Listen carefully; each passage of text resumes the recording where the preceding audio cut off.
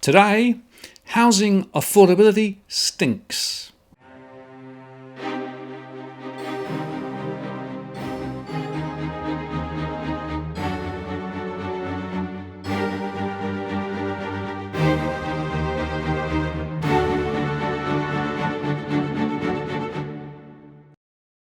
Hello again, it's Martin North from Digital Finance Analytics. Welcome to the latest post covering finance and prop news with a distinctively Australian flavour. Yesterday, I mentioned the HIA report on housing affordability, and they said housing in Australia became less affordable in the December 2020 quarter due to rising house prices and a slight fall in average incomes. Sydney continues to be the most unaffordable market with an index reading of 66.4 in December, and Melbourne was also considered extremely unaffordable at a level of 77.5. But today, I wanted to take that discussion further by looking at the latest Demographia report just out and also explore why this is happening. Historically, housing affordability has been similar between nations until a few decades ago. For example, national price to income ratios were around 3 or less in Australia, Canada, Ireland, New Zealand, the United Kingdom and the United States until the late 1980s or 1990s. However, since that time, housing affordability has deteriorated significantly, and by 2019, national median multiples had increased to 4 in the United States and Canada, nearly 6 in Australia, and 7 in New Zealand. Now, all these findings are contained in the latest Urban Reform Institute and the Frontier Centre for Public Policy report in the 2021 edition of the Demographia International Housing Affordability Report. This report provides housing affordability ratings using what's called the median multiple, which is a measurement of income in relation to housing prices across 92 major metropolitan areas in 8 nations to the third quarter of 2020. They rate middle-income housing affordability in markets with more than 1 million of population. And that includes Australia, Canada, China, Hong Kong only, Ireland, New Zealand, Singapore, United Kingdom and the United States. The 2021 edition rates housing affordability to the third quarter of 2020, September of course, and most of the international housing affordability evaluations are at a national level, but they also look at the major housing market levels within nations because differences between housing markets in a country can be very substantial. Now, a housing market is defined by the ability of residents to reach employment by daily commutes. Generally, this can be defined as a maximum of 60 minutes one-way commute time, while average work trip times tend to be around 30 minutes in most areas. Housing markets are also therefore labour markets, which are also called metropolitan areas, and in a well-functioning market, middle-income households should be able to afford the median-priced house, they say. Thus, affordability measured at the housing market level is different than housing affordability in a neighbourhood or part of the housing market. Even if housing is unaffordable in part of the housing market, there should still be enough housing stock affordable enough to meet the demands of middle-income households. Housing affordability comparisons can be made between housing markets, such as a comparison between Adelaide and Melbourne, or over time within the same housing market, for example, comparing years in Adelaide. In this year of the global pandemic and lockdowns, they say, it's not surprising that housing affordability, given the large influx of new buyers, particularly in suburban and outlying areas, has continued to deteriorate. As a result, many low-income and middle-income households who already have suffered the worst consequence from housing inflation will see their standards of living further decline. The affordability issue is particularly critical due to the strong increase in remote working, teleworking, during the pandemic, which is accelerating the movement to more affordable places. And it will likely also help flatten or even reduce prices in the highest cost housing markets as the households seek less costly housing elsewhere. Now, the Demographia International Housing Affordability uses the median multiple to rate middle-income household affordability. The median multiple is a price to income ratio of the median house price divided by the gross median household income. Price to income ratios have been widely used, such as by the World Bank, the United Nations, the Organization for International Cooperation and Development, the Joint Center for Housing Studies at Harvard University, and others. Housing affordability measures that use median house prices and incomes are used particularly to measure middle income housing affordability. This is done in part by measuring middle of the income and house price distributions, which excludes the influence of high income and luxury housing. Middle income housing affordability is rated in 4 categories, ranging from the most affordable to the least affordable, which is called severely unaffordable. And housing affordability has deteriorated materially in recent decades, which has been a principal factor in an internationally observed reduction in middle income standards of living. Now, the data summarizes the housing market by housing affordability rated by nations, and we can also look across the more detailed data too. Only 4 markets are rated affordable, with median multiples of 3 or less, and that includes Pittsburgh, Rochester, Buffalo, and St. Louis, all in the US. At the other end of the scale, there are 36 severely unaffordable major housing markets. The least affordable is Hong Kong at 20.7, Vancouver at 13, Sydney at 11.8, Auckland at 10, Toronto at 9.9, Melbourne at 9.7, San Jose at 9.6, San Francisco at 9.6, Honolulu at 9.1, London at 8.6, and San Diego at 8. The last year has involved material setbacks, mostly due to the impact of the pandemic, they say, which has led to a home buying boom in some areas while suppressing incomes. Housing affordability deteriorated by more than 1.0 median multiple points in just a year, the equivalent of 1 year's pre-tax median income in Vancouver, San Francisco, and Honolulu, with the greatest deterioration in Auckland at 1.4 points and Toronto at 1.3 points. The deterioration was from 0.5 to 1 6 months of household incomes in Sydney and San Diego.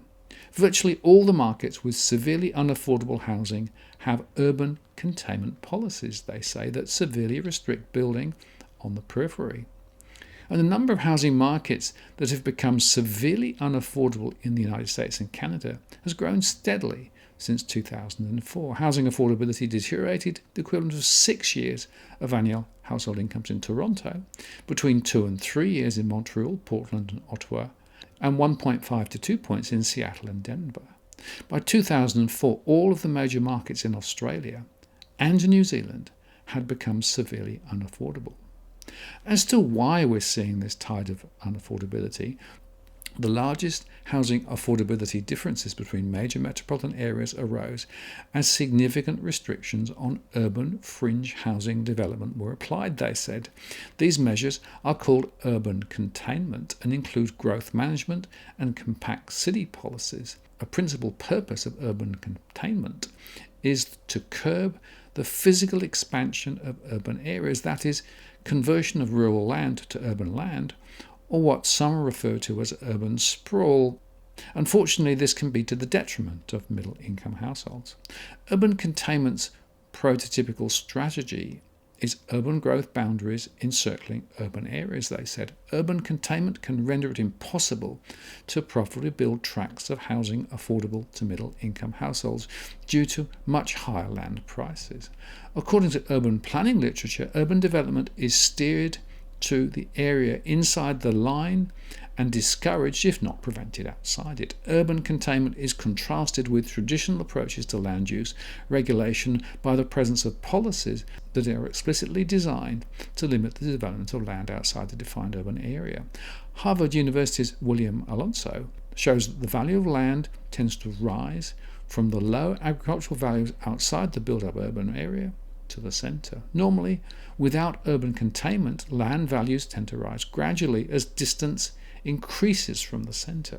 But with urban containment, it is expected that there will be abrupt land value increases, such as at urban growth boundaries, and land values and house prices tend to be higher throughout the entire area of urban containment. In other words, they regard planning restrictions as the prime reason for housing unaffordability. But that said, In a recent conversation piece called "Zoning Isn't to Blame for Australia's Soaring House Prices," this article argues that among the many explanations put forward for soaring home prices, one we hear repeatedly is zoning, the regulations that govern the purpose for which land can be used, including how densely people can be housed in different locations.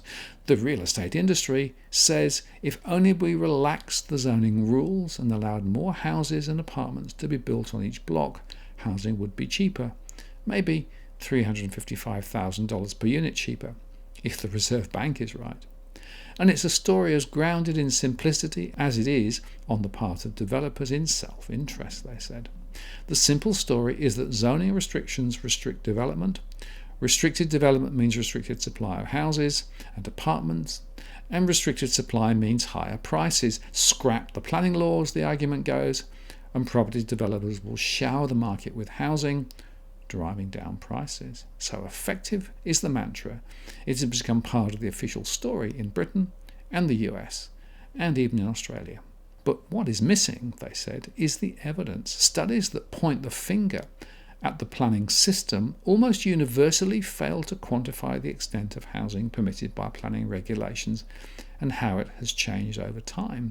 Rarely have changes in zones been examined, they said, but analysis by Australia's Reserve Bank, for example, treats zone rules as though they exist in stasis, as ever-present yet spatially varied regulation measured by whatever price remains once structure and land values are subtracted. But their new research fills the gap by measuring changes in zoning at the level of individual properties in Greater Brisbane. They examined 20 years of changes to zoning, housing supply, and prices across more than 25,000 sites in 90 major centres, subject to repeated zoning changes designed to encourage urban infill. The centres had within them a wide variety of land use types: detached dwellings, medium density dwellings, commercial and retail use, etc., and housing densities. And they reviewed and mapped historic and current rules to determine how the zoned capacity changed on each site. And they combined this with data on the changes in land use on each site, changes to the actual supply of dwellings, and property prices. If the semi-official story was true, they would have expected increases in zoned capacity to lead to falling prices. But their results show no such thing. Locations with increased zone capacity for housing saw increased, not reduced, property prices. Across the selected sites, houses increased in value by a factor of 3 and apartments by 2.3 over the 2 decades studied, as they did elsewhere in Australia. It's all about weaker zoning, not weaker prices, they said. During this time, the zone capacity of housing in these locations doubled, but there was no rush to take up the increase in capacity. Developers hold off, actually, until prices are right. The vast majority of sites, actually 94%, were not developed within 5 years of the zoning changes. Even after 20 years, 71% of the extra capacity remained unexploited, and they found evidence of an alternative story, that planning regulations permit development, but it is the market price that determines if and when development occurs. So higher sale prices make development more feasible. Now, under this story, developers select their sites, build and sell in strong markets, and wait or avoid selling when markets are weak. This partly explains why locations with highest initial property prices are the most likely to be developed. Like all good stories, the semi-official one contains an element of truth, they said. If the planning system failed to allow for enough growth, it would almost certainly drive up prices. But rarely is supply a problem. And to avoid this, planning authorities go to great lengths to ensure there is enough zone capacity to cater for projected growth. This is, they say, one reason why we don't have a housing supply problem. Deregulating the planning system won't change that, but nor will it ease price pressure. What it will do is reduce the environmental and other benefits zoning provides, while continuing to allow developers to sell properties at times of their choosing. What is driving up house prices now has little to do with zoning And it is happening worldwide. Throughout the globe, they say, we've seen increases in easy access to cheap credit and tax regimes that encourages speculative property investment. Unlike planning regulations, which vary hugely by location, these macroeconomic factors are common, and they help explain why the housing affordability crisis transcends national boundaries. It is the liberalisation of finance and the treatment of housing as an investment product, they say, that got us into this mess. And further liberalisation of planning regulations is, they say, unlikely to get us out. And certainly my own research correlates very strongly availability of credit with house price growth and affordability. And frankly, I do think that it's the financialisation of property that is really to blame for this massive issue that we've got with housing affordability. And of course, solutions which are being offered by government include incentives to try and get people into the property market, but that just lifts prices further. Reducing lending standards, which of course increases credit, or other initiatives to try and keep the Ponzi scheme going just a bit further.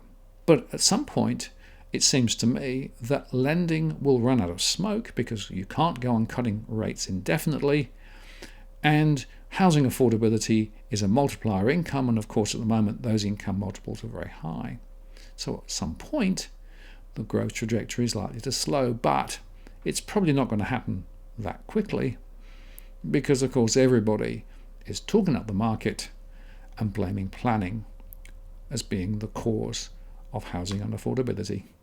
Look over here, not over there. I'm Martin North from Digital Finance Analytics. Many thanks for watching, and I'll see you again next time.